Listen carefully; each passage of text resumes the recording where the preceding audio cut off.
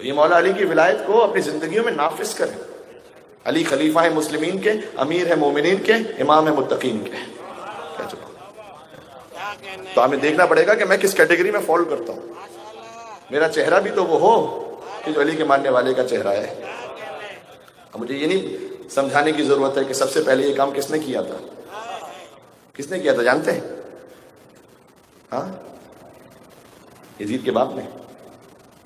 جو میں کہنا چاہ رہا ہوں داڑھی کا جو معاملہ ہے، تو آپ مولا علی علیہ السلام کے ماننے والے ہیں. آگے جملہ کہتے ہیں میری ضرورت نہیں کہ میں آگے کہہ سکوں. بعض لوگ کہتے ہیں کہ مولانا صاحب اب یہاں پر تو شاید ہی کوئی ایسا ہو جو اعتراض کرے، لیکن میں نے پہلے بھی کہا تھا مجلس انٹرنیشنلی سنی جا رہی ہوتی ہے کہ مولانا صاحب قرآن میں بتائیے کہاں ہے، قرآن میں ہمیں داڑھی دکھائیے کہاں ہے.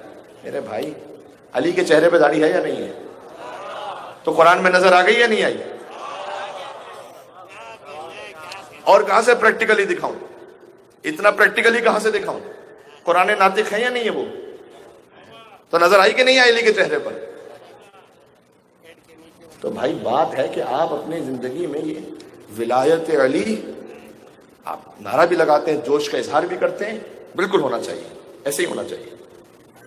لیکن ساتھ میں اپنے تعلقات میں، رشتہ داریوں میں، پڑھائی لکھائی میں، بزنس میں. یہ بھی ایک مرتبہ میں نے بات یہ کہہ دی تو پھر مومنین نے کہا کہ مولانا صاحب کتنے ہی ایسے کیسز ہیں کہ علی کے چاہنے والے ہی ایک دوسرے کا مال غصب کر کے بیٹھے ہوئے ہیں.